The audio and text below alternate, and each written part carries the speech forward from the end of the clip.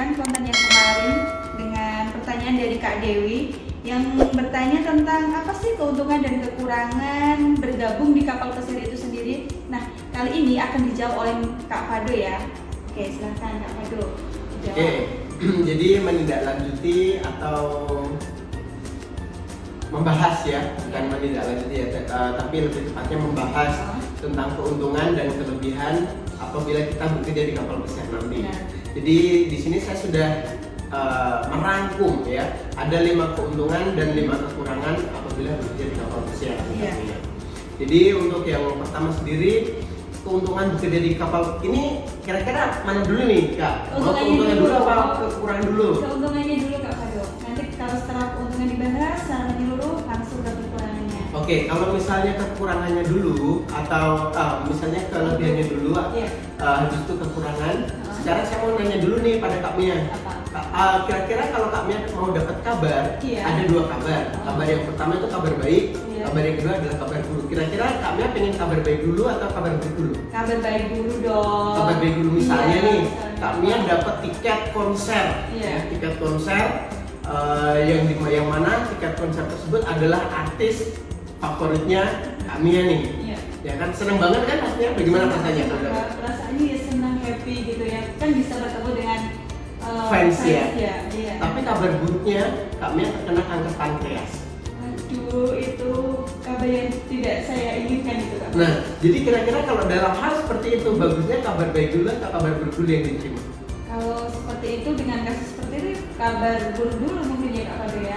Karena jadi, dengan kabar buruk itu kita bisa menindaklanjuti dari kasus tersebut. Tepat sekali. Jadi sekarang saya akan membahas tentang kelebihannya dulu nih, atau kekurangan bekerja di kapal pesiar. Jadi apabila setelah kekurangannya dapat nih, mereka semua udah dapat paham, mereka akan tahu kabar baiknya atau kelebihan bekerja di kapal pesiarnya. Ya, seperti itu ya. Oke, untuk kekurangan apabila kita bekerja di kapal pesiar adalah yang pertama, jauh dari rumah Kak Mia. Jauh dari rumah. Pasti kangen suatu saat ya Kak Fado. Pastinya. Jadi untuk jauh dari rumah ini bagi sebagian orang yang belum pernah mereka mungkin meninggalkan keluarga yang mungkin dengan tempo atau waktu yang sedikit lama, mungkin mereka akan sangat susah sekali.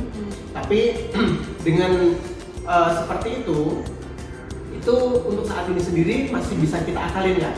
Karena untuk saat ini sendiri kan kami tahu ya, dunia teknologi saat ini itu sangat benar-benar ya canggih sekali, dan untuk internet sendiri itu sekarang sudah mudah banget.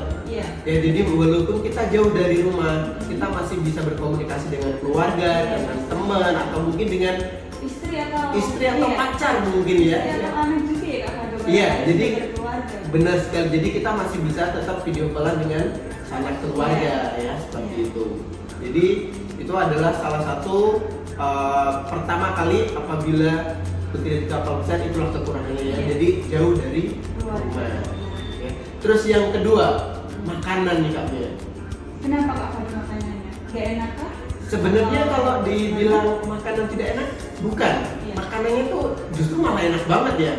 Kok masuk di dalam kekurangan bekerja di kapal pesiar? Jadi seperti ini. Kan katanya kalau orang Indonesia terutama ya, orang Asia itu kalau nggak nasi katanya nggak nendang. Iya, benar nggak sih? Iya, karena itu makanan pokok. Bener, karena saya sendiri juga mengalami ya. Jadi kalau kita makan banyak apapun, sebanyak apapun, kalau belum ada nasi itu serasa kayak wah kurang nonjok nih, ya, kurang kenyang gitu. Kenyangnya itu nanggung gitu. Jadi kekurangannya untuk dalam makanan itu adalah ketika kita nanti bekerja di kapal pesiar, kita lebih sering makan makanan luar atau western, atau mungkin bisa dikatakan kita lebih sering makan ke kayak roti-rotian ya, burger, sandwich, ya pizza, yang notabene mereka makan seperti itu aja nih orang luar, itu kayak yang sudah kenyang banget. Tapi kalau kita sebagai orang Indonesia itu kurang ya. Bahkan saya pernah punya temen ya, temen ini dari Madura kebetulan. Kalau namanya nggak usah saya sebutin ya. Itu sangat lucu sekali, karena kenapa kok ada lucunya? Iya, lucu banget karena ada beberapa makanan itu mereka kalau di kita itu, kalau di sekilas kita lihat makanan tersebut seperti makanan kayak rendang, ya, atau mungkin gulai atau apa itu. Sekilas teks apa ya, Teksturnya. visualnya tuh mirip dengan makanan kita ini, tapi setelah dicoba rasanya nggak enak. Itu makanan apa Kak? Padahal itu makanan dari luar, namanya itu beef stew. Jadi itu daging sapi.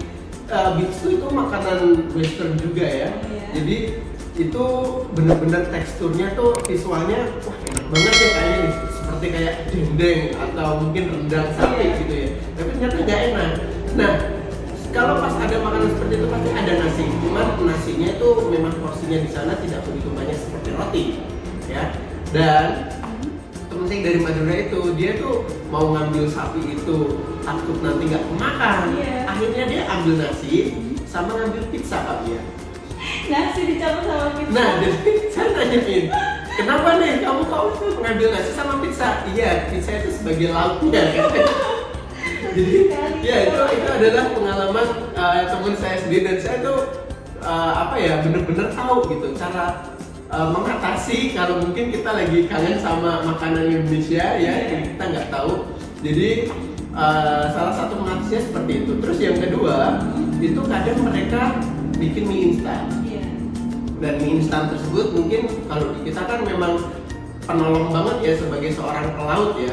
Jadi di dalam kapal pesiar pun itu ada namanya crew shop atau toko khusus untuk kru kapal pesiar, staf kapal pesiar yang memenuhi kebutuhan kru-krunya. Itu mungkin mulai dari mie instan atau mungkin dari apapun itu ada. Jadi kalau misalnya wah bosan nih makan roti, terus pizza, terus burger, terus sandwich, terus kita beli mie instan tersebut. Ada kok Indomie ada. Ya, jadi mengatasinya seperti beli Indomie, kasih di cup, kasih air panas, tunggu 10 menit, kita makan. Nah, seperti jadi makanan, jadi karena lidah mereka dengan lidah kita beda. Ya, jadi makanannya mungkin yang tidak sesuai dengan lidah kita. Iya. Gitu. Langsung. Terus yang ketiga, Oke, kekurangan yang ketiga adalah itinerary. apa itu?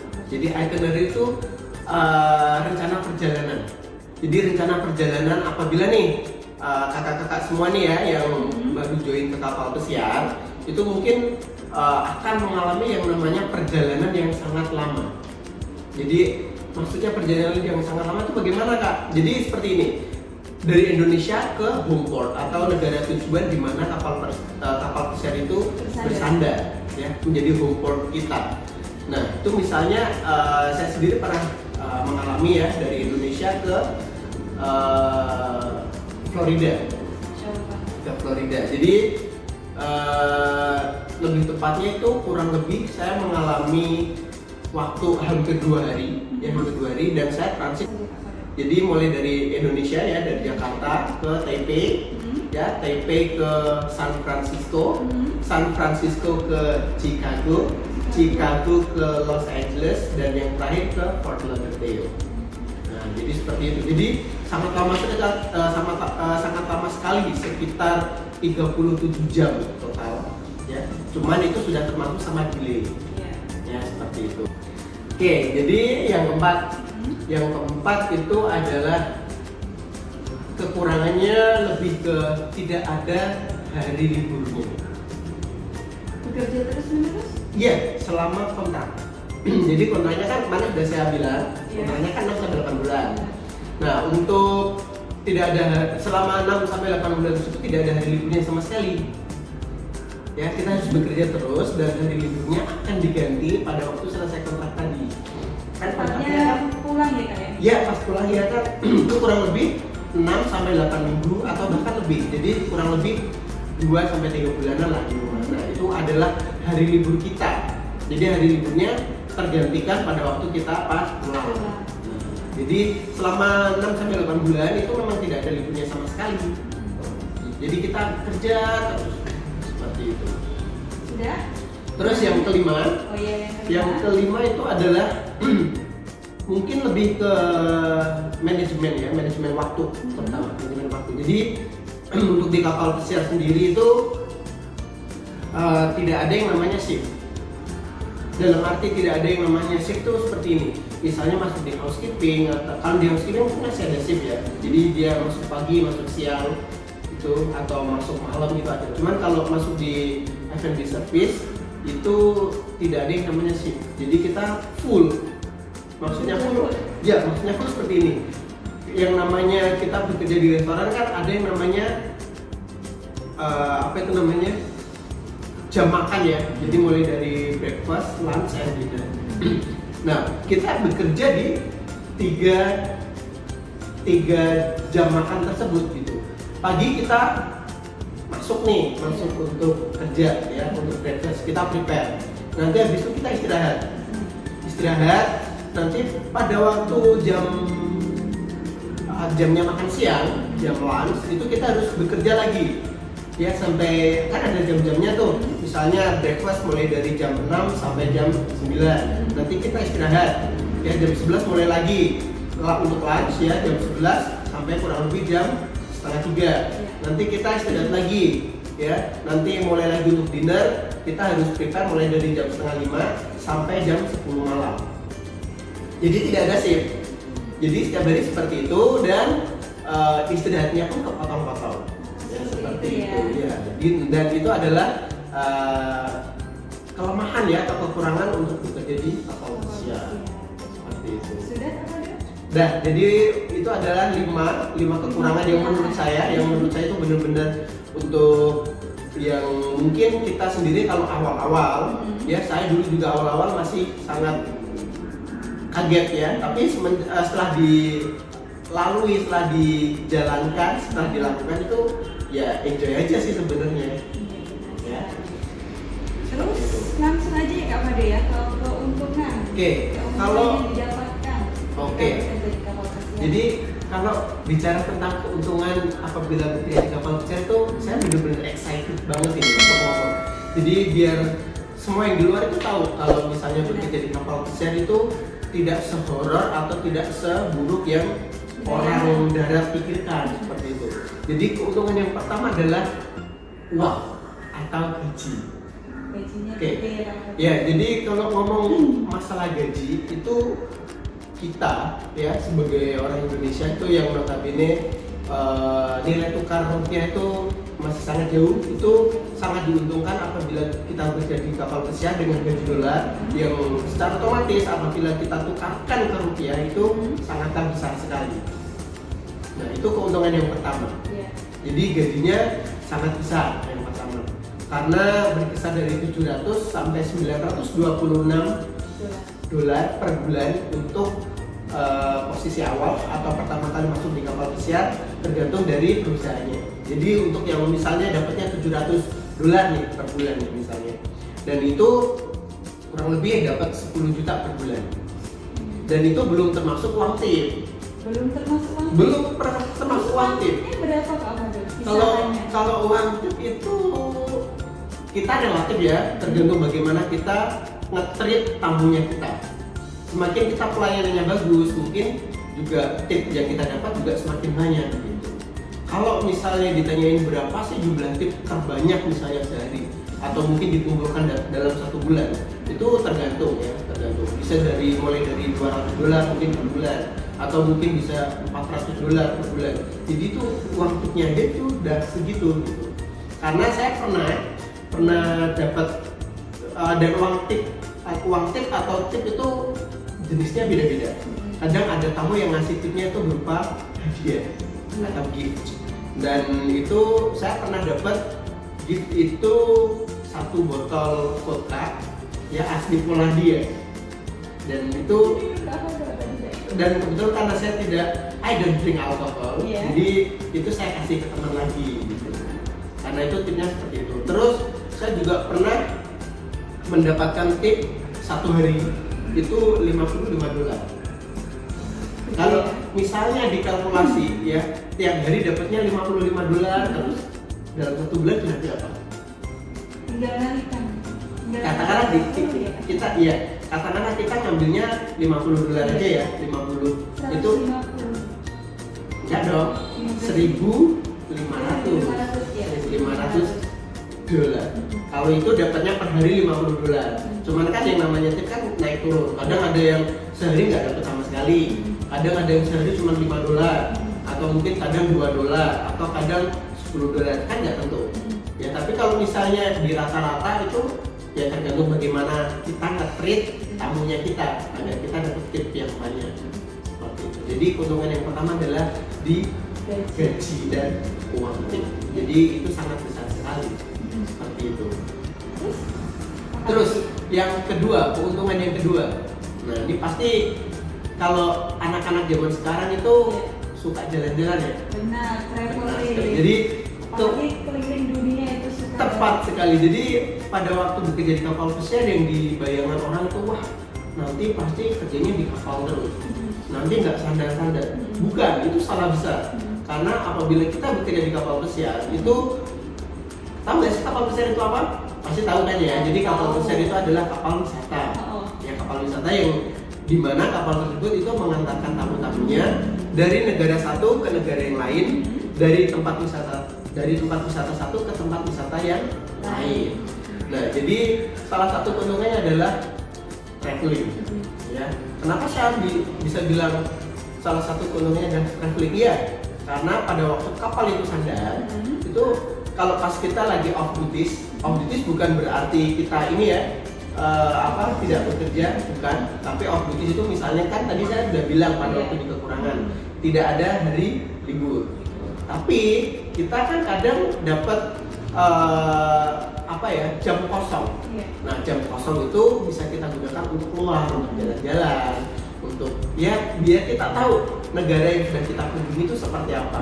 Ya mulai dari benua Eropa, benua Amerika, tergantung dari kursus perjalanan kita, kapal pesiar kita itu perjalanannya kemana. Ya jadi bisa seperti itu, jalan-jalan, traveling. Dan itu gratis loh. Coba bayangin kalau misalnya Kak Mia nih ya pengen jalan-jalan atau traveling ke luar negeri ya dengan budget yang mungkin nggak cuma cukup 5-10 juta saja, bahkan lebih ya. Sedangkan kalau kerja di kapal pesiar tidak, karena kita sudah termasuk untuk masuk ke tempat wisatanya itu. Iya sih, seru juga itu traveling. Ya. Apalagi kakak yang suka traveling ini cocok banget ya Kak Dewi. Bener banget, jadi bisa bekerja sekaligus traveling. Ya, jadi bisa dikatakan traveling tapi dibayar ya. Iya. Seperti itu. Lanjut. Oke, untuk keuntungan yang ketiga adalah kita akan mendapatkan banyak sekali teman dari berbagai macam nationality. Jadi teman kita tidak hanya dari Indonesia saja, ya seperti itu. Teman kita sangat banyak nantinya. Jadi mulai dari Filipina, ya dari Spanyol, Argentina, Brazil, Honduras, Guatemala, terus dari Peru, Italia, Prancis, dan masih banyak lagi. Bahkan nih, mungkin untuk saat ini sendiri banyak sekali orang-orang Indonesia ya di masa pandemi ini mereka itu menggunakan waktu luangnya untuk nonton drama Korea. Iya benar sekali. Benar. Dan di kapal pesiar itu juga ada staff atau kru dari Korea atau orang Korea gitu. Jadi sedikit banyak kita bisa belajar bahasa Korea dari orangnya langsung. Kan mereka bisa mentranslatekan ke dalam bahasa Inggris. Ya, misalnya annyeonghaseyo, kamsahamnida. Jadi seperti itu. Jadi sedikit banyak juga bisa. Iya. Ya walaupun mungkin masih dalam tahap yang nyapa sama terima kasih ya. Tapi kalau misalnya disuruh perkenalan yang panjang kali lebar mungkin bisa, tapi harus belajar yang ekstra. Ya seperti itu.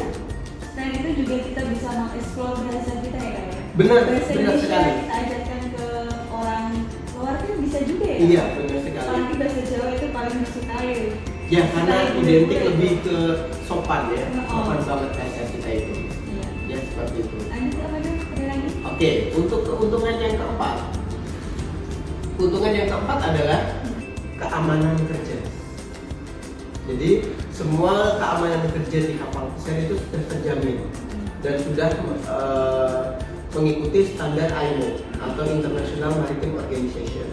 Dan di sana pun juga ada asuransinya Kak. Jadi kalau misalnya kita sendiri ada kecelakaan kerja itu sudah di asuransi, ya difasilitasi asuransi dari perusahaan kita.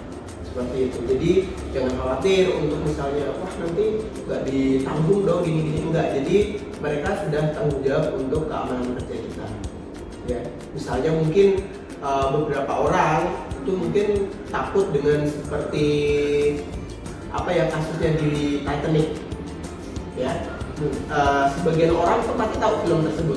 Itu sangat mengerikan sekali dan itu untuk saat ini tuh juga jarang sekali terjadi seperti itu ya, karena untuk dari keamanan kapal sendiri, dari kapalnya sendiri tuh sudah mendesain ya kapal tersebut se-safety mungkin ya, dan itu pun juga ada asuransinya untuk bagi para pekerjanya seperti itu.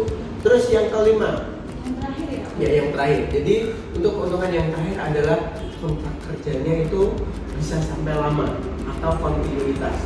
Jadi seperti ini. Kalau misalnya tadi kan saya bilang kontrak kerjanya itu 6 sampai 8 bulan. Kok pendek banget, dan terus ngapain?